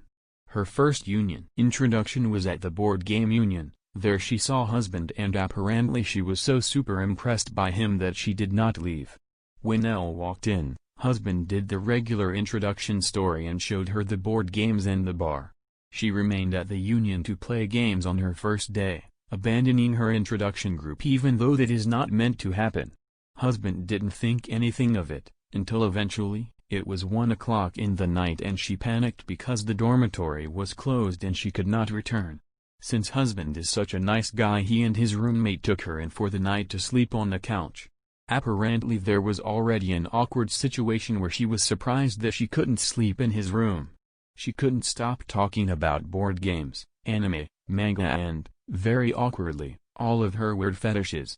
No kink shaming here. To describe Elle, big fuzzy off blonde hair, overweight, she smelled like instant noodles and was overall not a very attractive person. She also wore very big glasses. I think you can now imagine this girl. The night passed and she slept on the couch. The next morning husband offered to take her on the back of his bicycle to her introduction group. She told him that wasn't necessary, she would join him to the board game union. A bit weird but he agreed. So there she was again. The whole day, glued to the same table as husband would be sitting in. Awkwardly fluttering around him. Husband and roommates tried remembering her multiple times that she couldn't miss the curfew again for the dormitory, but surprise, surprise, she missed the curfew again, hence, another night on their couch. The next morning husband made her walk to town and to her introduction group since he didn't want her to miss her whole introduction week and was getting slightly irritated by this sticky tape of a person. She agreed and walked to town, but again, surprise, within an hour she was back at the board game union. This repeated the whole week, missing her curfew every time. Roommates kept taking her in, she didn't get her clean clothes, didn't shower, just spent her days at the board game union and then at their house, keeping close proximity to husband. On day 5 the university issued an important message that a girl was missing. And ta-ta, it was Elle. She hadn't showed up to the dormitory, had not replied to her parents because her phone was empty and her parents had called the police. Husband and his roomies called the university directly and explained what had happened. Parents came to the university town to pick her up and that was the end of her introduction week. After the introduction week she became a member of the board game union. She kept sticking to husband and his roomies and kept on inviting husbands to go for dinner, come over for dinner, go to the cinema, etc. He declined all invitations until she invited him to come to the cinema with a group of friends. He decided that a group of friends are safe. So he went, only to find out there were no friends invited. Thus an awkward date happened which he did not deem a date. Fast forward 3 months. She would celebrate her birthday and invited husband and one of his roommates. Out of politeness they both went to the birthday only to find out it wasn't a birthday party just for friends, but her whole family was there. Including her sister P. Her sister P kept glancing and smirking at husband until she dropped the bomb. So you are husband, Elle cannot stop talking about you. She told me all about your dates and you appear to be a good kisser. Husband obviously got irritated, but it was Elle's birthday so he didn't agree or disagree, just stayed silent. Grandma was seated next to husband, but Elle kept trying to climb his lap. Eventually husband told her to F off in a slightly more polite manner but Elle did not get the hint. Eventually Elle's grandmother asked husband if he was the new boyfriend of Elle, to which Elle replied with a solid yes. Husband tried to politely explain to Elle that they were not in a relationship and that she never discussed this with him and that he felt awkward, to which Elle whispered to him, "I would really like to have sex with you. Want to go upstairs?" The only problem was that Grandma, P., the roommate and Elle's parents all just fell silent, which resulted in the whole room hearing exactly what she said. Husband declined the generous offer and told her again that he was not her boyfriend and that you need to have consent and perhaps a conversation before calling someone your boyfriend. Elle started crying, or maybe a better description would be bawling loudly, after which P took her out of the room to console. Roommate and husband left after that when the whole family stared him down. When they left, P ran after them to offer apologies on behalf of her sister to roommate, but not to husband. Legbeard Elle then never showed up to the board game union again. Only when it got know that I now date husband and was also present at the union, she showed up one more time to call me a BTCH. Poor husband. To trigger a neckbeard by StorytellerBox. Personally, some of the best experiences in life come from proving someone wrong. It feels better if that person hates you, and even better if you used a devious plan to do so. This story started from my senior year in high school. As usual at the beginning of each academic year, all students would be assigned new classes. Most of my new classmates were kind, and some I have known from years before. However, there was one person who seemed a bit older. Let's call him John. He apparently failed the previous year and was visibly overweight and seems like the type of person to not pay attention to hygiene. He wore some band's shirt, Slipknot if I recall correctly. His armpits looked stained with sweat and his face was topped with a thin neckbeard. Of course, when he walked into the class everyone noticed him. This was due to his pungent body odor, which I can only describe as a very strong fish-like smell. John was a self-proclaimed incel, and even invited me to become an incel. The reason? Because you're Asian, you'll never get laid. Said comment was disgusting, but I initially thought nothing of it. However, over time John would constantly try to insult/berate me in front of me and behind my back. All the while asking me to be an incel. Looking back, maybe this guy just wanted friends, but I was having none of it. I was thinking of some way to get John to stop, when my friend, we'll call her Anne, approached me and asked me if something was up. I told her about my situation, and she said, "Why don't we mess with him?" I asked her what she meant. She said that we should act like BF and GF in school. This would, hopefully, not just trigger John, but also get the boys in the school off of Anne's back. For context, I had been friends with Anne for over 6 years. She was my neighbor and we went to the same schools together. She was quite frankly, beautiful. This caused her to become the aim of pretty much all the boys in the school. This made her uncomfortable as she was, and still is, a lesbian. I agreed with her plan, and we agreed to start the day after.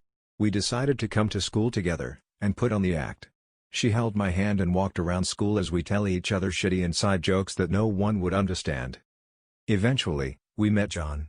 He was just about to insult me again. But when he saw Anne he paused for a moment. All of a sudden, he angrily asked me what did I do to get someone to like me. I was about to answer, when he suddenly slammed his table and screamed, "Why does nobody give me a chance?" Then he looked at Anne and said, "All you women are manipulative whores who want beta cucks." Luckily, John hadn't noticed that our teacher had been listening the whole time. Let's just say he got detention immediately. After the event, John never spoke to me again. He didn't even look at me if I passed by, unless Anne was with me. And as for Anne, the plan worked, for the most part. Most of the boys gave up chasing her with a few exceptions. The Waiting Room Beard by Terracita44. Fair warning, writing this on my phone, so I apologize in advance if this doesn't look right. To add a little background to the story, I've moved back at home after finishing school this year. My sister recently had a baby boy that my parents and I take care of during the day while her and my brother-in-law are at work. When we go out to run errands and stuff, I usually get mistaken as my nephew's mother, which I don't really mind, but this one guy may have taken it a bit too far this time. This happened today when we went to the hospital for my dad's gallbladder removal. It's early in the morning, so I'm not looking my best. I ran a brush over my bed head. I put on jeans and an oversized sweatshirt over the t-shirt I had slept in. Needless to say, I look visibly exhausted. This is semi-relevant later.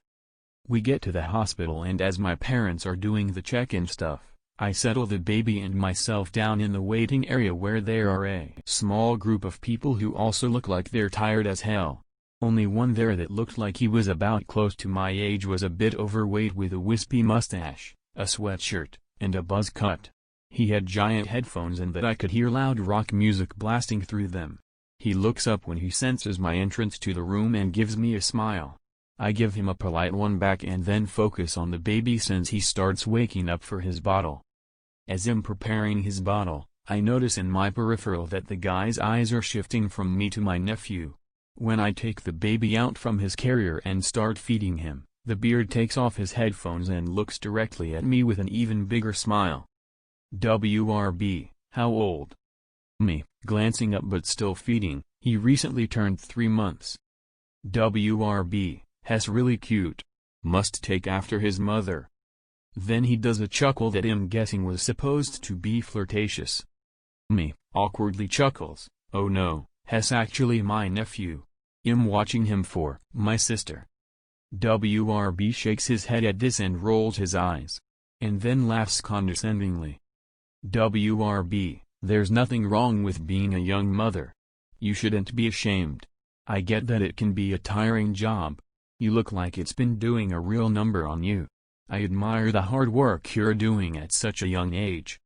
I don't know how to respond to that, so I just go back to silently feeding the baby. When Hess done with the bottle, I place him over my shoulder and begin to burp him. WRB, can I hold him? I look at the with a raised brow and a frown. Me, he just finished eating. So I don't think so. WRB, is it just powdered milk you give him? It's better if you breastfeed the baby. My mouth is slightly agape at this. I don't know how to respond without sounding rude, so I continue to remain silent while I continue to pat my nephew's back. WRB, is the father still in the picture? I'm really not a morning person, so I had lost all politeness I was able to carry during that time. Me, rolling my eyes, yes, my brother-in-law is still in the picture. WRB, like I said, you don't have to lie. If you're a young single mother, that's okay. You should be proud. I for one thinks it's pretty cute. It'd make me want to take care of the both of you. He had other stuff to say, but I wasn't listening. I instead went to the front to see what was taking my parents so long. Thankfully they were just about done, so I quickly placed the baby back in his carrier, not even sparing the waiting room beard a glance, and sat ourselves further away from him. While my parents and I waited, I would occasionally see him looking over towards us. He seemed like he wanted to come over, but I think the presence of my parents may have put him off a bit. I'm assuming he thought I was now a lot younger than he originally thought given my parents there, since he pulled his hood up over his head and appeared to be sulking. Embarrassed about trying to hit on a supposed teen mom. Not the most exciting story, but I thought it was a rather strange anecdote to share. Especially since it was before my morning coffee. Neckbeard's technology turns against him by deleted. This subreddit has inspired me to share one of my sparse, but poignant, Neckbeard experiences. So I was a freshman in college when this happened. I was in a class that met later in the day about Gothic literature. I thought the class would be interesting, but little did I know just how interesting it would be because of the resident neckbeard. Let's call him Saul. Saul wasn't overweight, had a light goatee/neckbeard, probably due to an inability to grow facial hair, and dressed like he was either attending a My Chemical Romance concert or some bullshit anime convention. He was honestly a creature from another dimension. I had very little neckbeard exposure in my life and didn't know what exactly to make of this guy. My professor was a funny guy, we'll call him Dr. Dre. He had a no bullshit attitude, and would typically deviate it from the curriculum to talk about whatever he wanted to. He also had a sick beard that would impress all them ladies. The semester progressed nearly without incident. Saul would pick the occasional argument with Dr. Dre, trying to sound smart and glancing around at them ladies in the class to see if they were impressed. Whether Saul knew it or not, probably not, he lost every argument with a Ph.D., tenured, general motherfucker Dr. Dre, who would shut his shit down in a matter of moments. On day, Saul is rather quiet in class. About halfway through class I glance over to see Saul browsing discreetly on his phone. Okay, whatever, I thought the guy was texting or some shit. Boy, was I wrong. I was so wrong. I started taking notes and paying attention to Dr. Dre when a sound cut through the classroom. It was a high-pitched moaning, sounding like a young Japanese woman, saying, "Ooh, deeper, deeper." Japanese porn.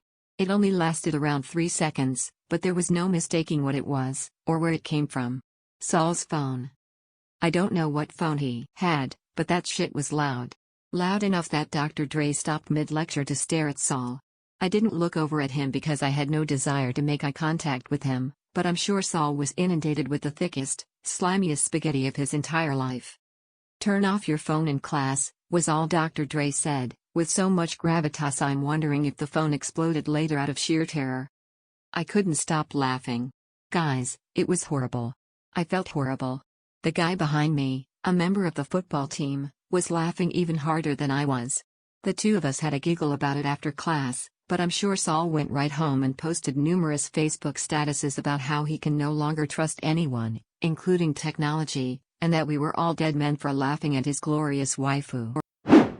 Apparently, Chris Evans is a Chad Beist Perez 94. This was a small encounter I had that I thought you guys would enjoy. Also sorry if the format is a little weird. Typing this on my phone. So like a lot of people during these crazy times, I've been mostly stuck at home. One of the things that has been keeping me sane through it all are the group video chats I have with some of my good friends. One of them included the nice guy / neckbeard of this story, who I will call Ian since it's the closest to his real name. At the risk of sounding conceited, Ian has always had a little crush on me that was obvious to everyone. But other than trying very hard to impress me on multiple occasions, he never did anything too cringe-worthy. And during the time of this story, I honestly thought he was over me. This was a couple weeks back where the group and I were just talking about whatever popped into our heads. Don't remember how, but we started discussing celebrity crushes. There was mention of classic ones like Johnny Depp, and crushes on more recent celebrities like Sophie Turner and Emilia Clarke, the latter being the one Ian had a thing for. Me being the Marvel nut I am, mentioned how I love both Tom Hiddleston and Chris Evans but lean more towards Chris. One of my friends was in the middle of saying how she preferred Chris Pratt when Ian interrupted. "Ian, how can you pick Chris Evans over Tom Hiddleston? He's a total douche who likes sports and other stuff like that. You're not into that stuff. You have more in common with Tom because you're both so cultured and love to read. Don't pick Chris just because he's better looking." The rest of us were a little baffled by this, mainly because of how personally offended he sounded.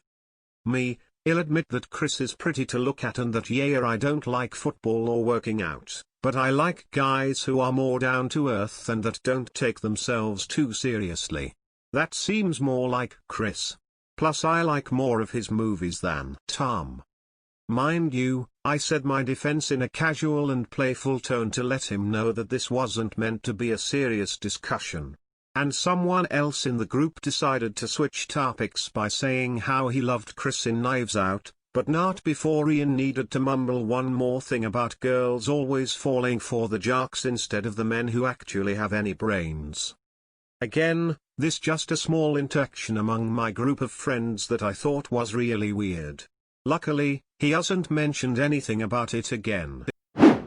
I ended up dating a neckbeard, so glad it's over, by Kitty1339. So this will be too long if I don't cut out some of the shit that happened in the 3 years that we dated. That being said, I'll keep the major stuff in the story. TW, sexual assault and abuse. So background: we started dating when I was 17 and he was 16. We met in an overseas trip and fell in love during that month. He was really into anime, video games, he had a fedora and even bought a sword when we went to a convention, was as thin as a twig and really didn't take care of himself. Oh, and he also had no motivation to do anything before we dated. He bragged about how he did soccer, but I never witnessed him going to any kind of training. He also had a part-time job while we were both in uni, and he was callin' sick every other week to play video games even after I voiced that he should go to work if he can. Anyways, we started dating during the last 2 years of high school and our first year of university. Here's the most neckbeardy things he did in those years. 1. We lived 2 hours apart, but he refused to get his license since he lived in the city so could take public transport. Issue being that I lived on a farm, so there was no public transportation out to me, not even a bus, so if he wanted to visit me I would still have to pick him up, so a 4-hour trip so he could come to my house. Sometimes I would get sick of that, so I would ask to meet up in the city, which is only a half hour from his place but an hour and a half from mine. The only day I could meet up was normally Sundays since I had school and work. Yeah, well, that was too much work for him since he would have to wait 20 minutes for the train, so it became an hour trip for him instead of half an hour, so he would say, "Sorry, it's too hard to meet up today, I'm just gonna stay home and game." 2. He got really pissed off when I missed a date. One I remember really well because I cried for a long ass time after this. I had caught a really bad cold, not the flu, and I could barely fucking breath, let alone drive down to see him. I ask my mum to text him that I can't meet up since I'm dying, she does, and then heads to work. Over the next few hours he texts me that I've ruined his day and that I'm so lazy, blah blah, not great shit. 3. He forced/coerced me into sex and took my virginity despite me expressing that I wasn't really comfortable with sex due to past trauma. He didn't care and also didn't care if he hurt me during the act. Eventually I got sick of this, so tried not to be alone with him, and I never initiated sex. 4. He used my sexuality as a chance to look at other girls and talk about how sexy they are. I came out to him first as bisexual, and the moment I did he tried to watch lesbian porn with me or talk about how sexy some of his friends/colleges were. Mind you, if I even looked at a guy for longer than 3 seconds he would yell at me I didn't love him. Eventually I came out as demisexual and he called me out saying that's not a real thing, la la la. This would eventually be the straw that broke the camel's back. 5. Lastly, for this story he would point out all my flaws and shit I was working on. For example, my large thighs, my acne and my little tummy pudge. That really hurt me since I had been training in martial arts for 2 years before we got together, and I had been trying for 2 years to treat my acne. But I used these comments as motivation to work harder. He on the other hand couldn't take any criticism without saying I didn't love him and did dump him for it. He also only ate junk food and never exercised unless I forced him to. 6. He was absolute obsessed with anime and had some many lewd anime games he tried to get me to play or watch lewd anime. He always talked about how he jerked to them as well. 7. And yes, he had a trench coat and wanted to get a fedora, although he never worked enough. He always called off work for stupid reasons, to buy the fedora he wanted. Eventually I realized he was a douchebag and I left him. Tried to stay friends, but one comment when I was in a fragile place caused me to lose any respect I had left for him, and I've completely cut him out of my life. I'm now much happier with an amazing man who had never imagined I could end up with. I love hearing myself talk by WigglytuffsMom. I shit you not, guys, he said that the one and only time we hung out together. This took place summer of last year. My fiancé and I took a 3-month break because we needed time to figure our shit out. At the time, I thought we were done for good, so I decided to open up an OkCupid account and try to get my mind off of him. I get a message from this guy, let's call him Kevin. Nothing about him seemed odd at all. He was super friendly, we had a lot of the same things in common, and wouldn't you know it, we worked at the same Target at one point. I never had a chance to interact with him because he did overnight stuff.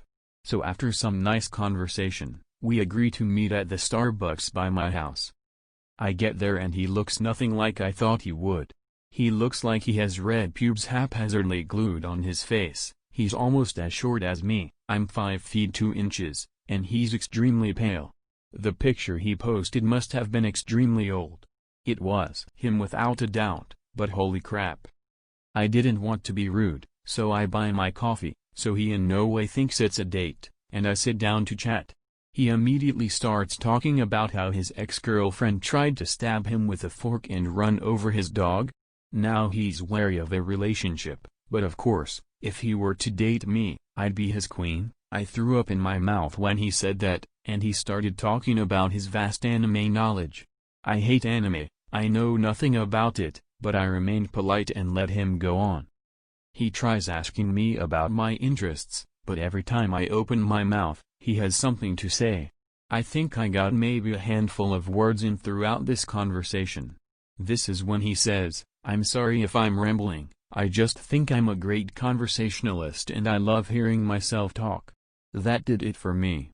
I texted my best friend and asked him to call me and pretend to be my dad.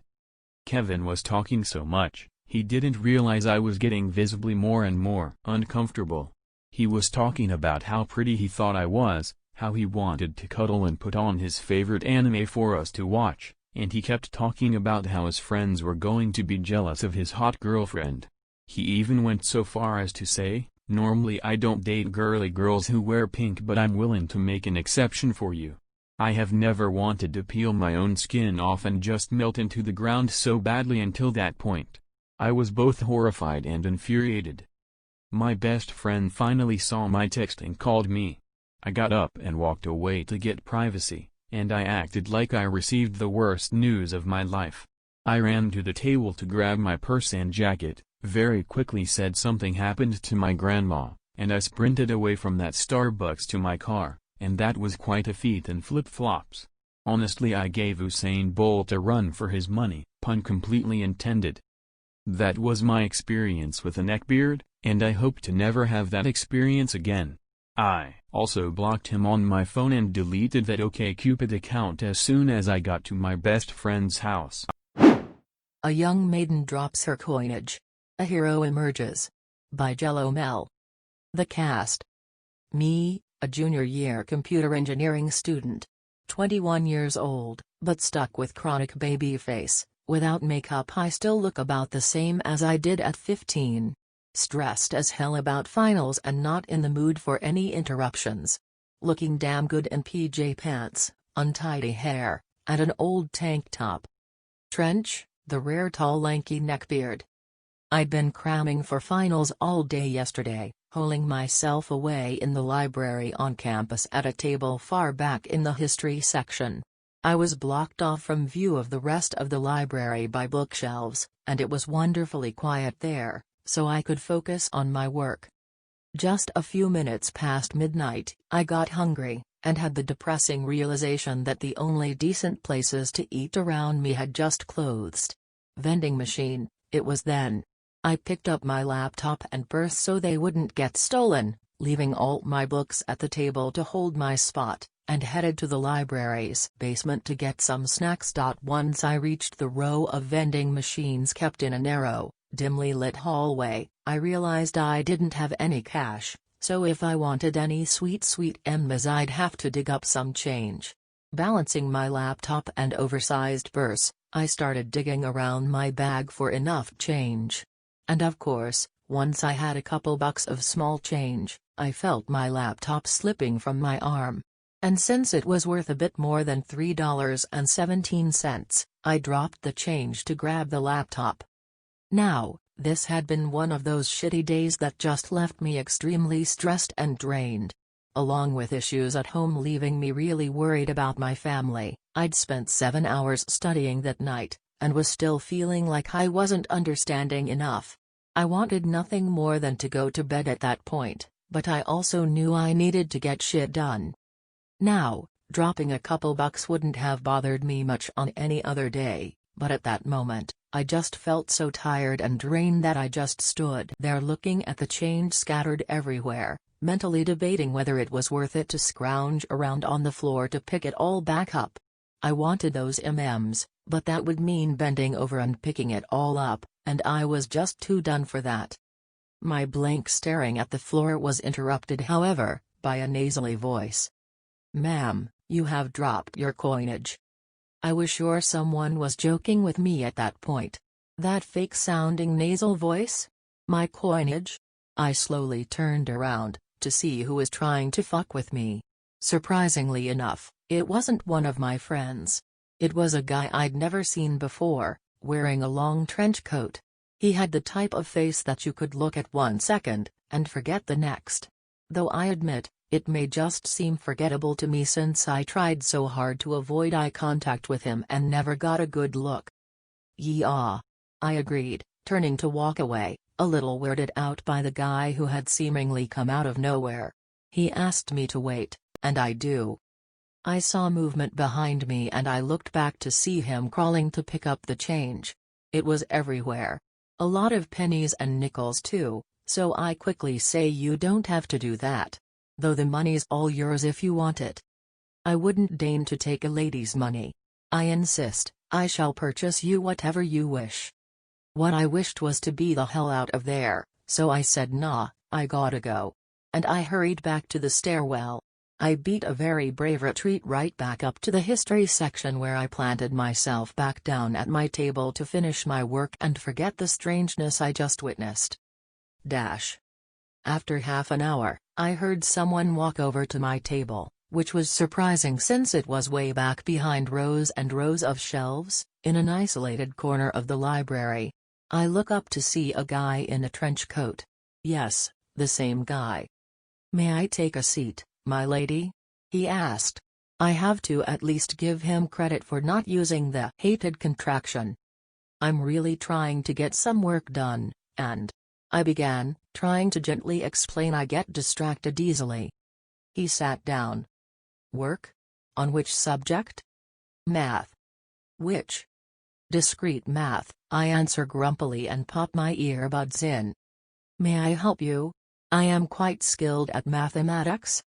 Now, at this point, I actually do need help, so I naively think I might as well put up with this guy for long enough to get him to explain some stuff. However, after asking him a question about a proof I wasn't understanding, it was obvious he had absolutely no idea what he was doing. He was trying to sound smart, but only explaining the basic algebraic steps and not why they were being done. All with the condescending tone of voice, like he understood it better than I did. He hadn't even taken a course in discrete math before. I grumpily took my paper back after watching him stumble over an explanation, hoping I had proven a point about trying to help when you don't know shit. "I worked in peace for several minutes before hearing you don't really fence, do you?" In a kind of cutesy of course she doesn't kind of tone. I looked confused, before remembering the sticker on my laptop picturing a fencer's silhouette with the words "Fencers have the best booty." Get it? Pirate joke? Plus fencing does give you a great ass. I replied, hoping he'd get the point I didn't want to talk. Hey, may I see if your slogan is accurate?" At this point, he gets up and walks behind me. I get pretty pissed off by that point, and when I see his shadow over my shoulder, I stand up suddenly, pushing my wooden armchair back hard, which fortunately was just about balls high on him. He stumbles back, and I throw my laptop into my bag quickly, and haul my ass out without saying anything else. Silence is golden. The gym Neckbeard, where he develops new weight loss theory deleted. This is the ongoing tale of the local gym and how it went bankrupt with its resident neckbeard at the helm. Janice had an acquaintance join the gym who had twins, and was looking to lose baby weight, Carol. A week or two after Janice joined, she joined us at the gym, and started working out together. Now, Carol was a shorter, smaller woman, so she hit Aunt Todd's radar. So early on, we are hanging out outside the locker room, discussing her diet and supporting her when Todd appears, like a shuffling ghost behind us. This was, honestly, the first time I ever talked to Todd face to face. Later, I would learn how Todd joins conversations. He just sort of starts talking over people, then when people get quiet and sort of react, he acts like he was part of the conversation all along. This time, he started out by badmouthing Weight Watchers. Conversation is, of course, paraphrased, but picture his words punctuated with sarcastic eye rolls and inexplicable smacking noises as he licks his teeth. I've basically lived in a gym my whole life, and he'll tell you that all that is bullshit. No one loses weight off of them.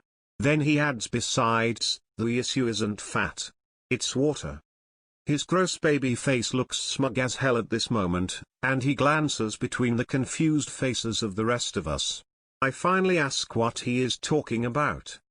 You have the same number of fat cells no matter what. It's just if you drink too much fluid, they fill up with water and get bigger. So if you stop drinking, you'll get smaller and lose all that weight. Now, as I mentioned, Todd had one of the weirdest body types of any human being. A round body with a bulbous stomach, with stick-like arms and legs. He looked a bit like one of those old black and white cartoons with the noodly limbs. On top of this was a flabby, necklace baby face. Not exactly the form of a man you would want to emulate. He must have noticed us looking him up and down incredulously, and added, "Yeah, I could lose a bit of weight, but I know it's easy. If I cared, I would. And if you're smart, you'll knock off with the diet scam and just stop drinking." Carol politely said she would stick with her plan, and he got angry and huffed off. The next time we were in, he approached us, and declared that he was going to prove that his approach to weight loss worked and was superior. Starting the previous day, he had cut all fluids out. By his estimation, it would take him 3 weeks to lose 50 pounds, based, apparently, off of the weight of the fluids he wasn't drinking. Now, as I had only seen Todd drinking Mountain Dew by the 2-liter, this may have actually worked, as he was cutting out a huge number of calories. But to prove a further point, he seemed to be going out of his way to eat more. I would walk in and he would pull out a candy bar and make a show of eating it. He would walk out to the cardio area while we were working out and literally sit down and eat a family-size bag of Doritos. One day, he had pizza delivered while we were working out. I later found out this wasn't just for our benefit. He literally was eating junk food constantly, just with zero liquids. About 2 weeks into this experiment, Todd looked terrible. We came upon him sprawled on the floor of the stretching room, spread eagle, shirt pulled up to expose his balloon-like belly. This diet of his was obviously just too much. After the 3 weeks were up, I goaded Carol into talking to Todd. She cheerily approached him and said she had lost 8 pounds in the past 3 weeks. How much weight had Todd lost? Todd told her to shut up and go away, then returned to his pouting area under the desk. Now, as Todd still had a thing for Carol, he took to just making disparaging remarks about her weight and appearance when she would come to the gym. Carol walks in wearing a puffy coat. Because it was February and freezing cold, Todd asks if she's trying to hide her weight. He actually asked her if her stomach was all loose skin and gross from having the twins. Carol did have a reason to stick around though. Not long after she joined Aunt Kelly, the front desk/office manager found out she was expecting twins herself. The two of them bonded over it and became friends. Through this, I ended up finding a ton of info out about Todd behind the scenes. Kelly, Carol, Janice, and I were a rather catty bunch as well. She told me she had heard from old-timers that Todd had developed his habit of sitting under the desk back when his mother actually ran the place, instead of being an absentee owner. Apparently it was cute when he was 6 on his Game Boy, but now that he was pushing 30, it was just weird. Especially considering that he was supposed to be an employee. There was a wall by the locker room that was covered in photos from the gym's 40-year history. She also pointed out Todd in a few pictures from the 90s. He had been a normal-looking kid who I wouldn't have recognized except for the triangle-shaped mouth. A guy I assumed was his father was in some of the very old pictures, and shared some of Todd's physical traits like the round face and somewhat squat neck, although his dad was in good shape and had decent grooming, so it didn't look freakish, just disproportionate. The dad disappeared from the group photos early on. I don't know what happened to him. Things were at an unsteady pace for a while. Spring sprung, and that's when the business owner got a small business grant. It was, as they say, the beginning of the end.